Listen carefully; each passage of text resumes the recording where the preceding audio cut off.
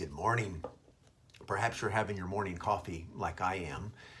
Actually, I call it day coffee. I don't just drink it in the morning, I drink it all day long. And I think of it this way: coffee is a bean. I consider drinking coffee drinking my vegetables. And so if you're looking for a way to give good reason to drink more coffee, think of it like I do, drinking your vegetables. On a more serious note, 1 Corinthians 10:31 is the verse that I want us to consider this morning. Listen to these words. So whatever you eat or drink, or whatever you do, do all to the glory of God. Short verse, big application. Do all. Those are the key words. There's no wiggle room here. Well, what about? No, do all to the glory of God. There are other verses that have similar points that they make. Colossians 3:17, and whatever you do, in word or deed, do everything in the name of the Lord Jesus. Do everything. Again, there's no wiggle room there. These are tall orders for us as believers.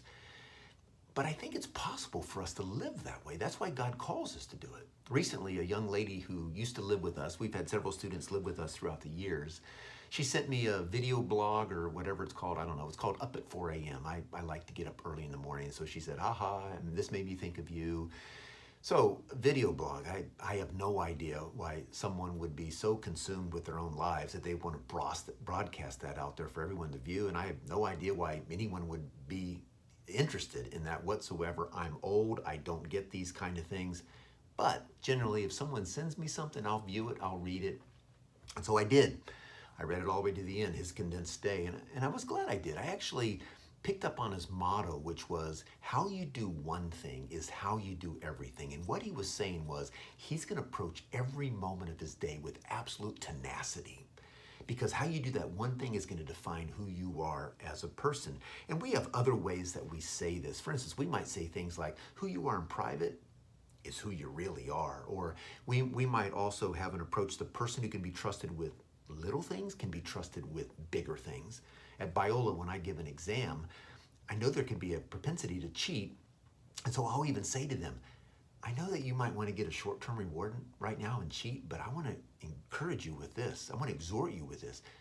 How you approach this next moment, you are defining who you are as a person. In this one thing, you're defining who you are as a person. I don't know if it's ever kept anyone from cheating or not, but I know it causes them to think about their life. How you do the one thing is how you do everything. As I think about the Christian life and the battles that we might be up against, we all regularly face different battles. I want to take this man's motto and give it a little bit of a twist. I want to say it this way: how you do the next thing is how you do everything. You see, we cannot change the past, and we certainly don't want to live for the big events of the future. We have to think about that next thing, and as we do those next things for the glory of God, we will find that it becomes how we do everything. What truly defines us is how we do the next thing. My wife and I, when we were dating and early in marriage, we used to sing a song, and I'm not a singer, but I'm still going to sing it for you because I want to make a point. Little by little, one step at a time, he's changing our hearts and renewing our minds, teaching us how to be patient and kind, little by little, one step at a time. And what I want to emphasize is the little by little, one step at a time. How we do the next thing, the next step, is how we do everything. So let's think about 1 Corinthians 10:31 for a moment again. How can we add this little twist to it? It would sound something like this. So whatever your next thing might be, do that next thing for the glory of God. And then the next thing to the glory of God. And then the next thing to the glory of God. Imagine that we lived our lives that way, moment by moment, to the glory of God. Next step, glory of God. Next step, glory of God. In fact, when you get up from this devotional, you're going to have a next step you're going to be called to live. How are you going to live that next step becomes the question. We're all in various battles with sin. It could be our temper, lustful thoughts, bitterness, pride, whatever it is for you.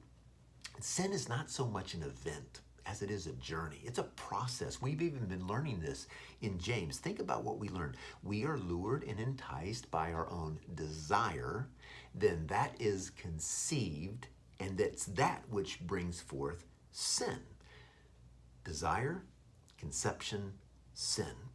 And so the next thing is not the sin. The next thing for us is going to be the desire. It's going to be that thought or that sight or whatever it might be that lures us and entices us.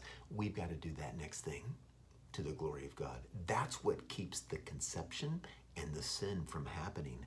And so we've got to learn to live life in this way. What do you do with that thought or that sight? Whatever you do to that's going to determine whether it gets conceived and brings forth sin or whether it's to the glory of God. We want to do the next thing to his glory, and then after that, the next thing to his glory, and then the next thing to his glory. And as we do that, we will find that the next thing truly does become how we do everything.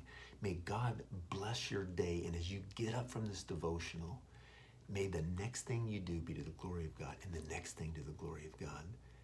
May God bless us as we seek to live for him in his honor and glory.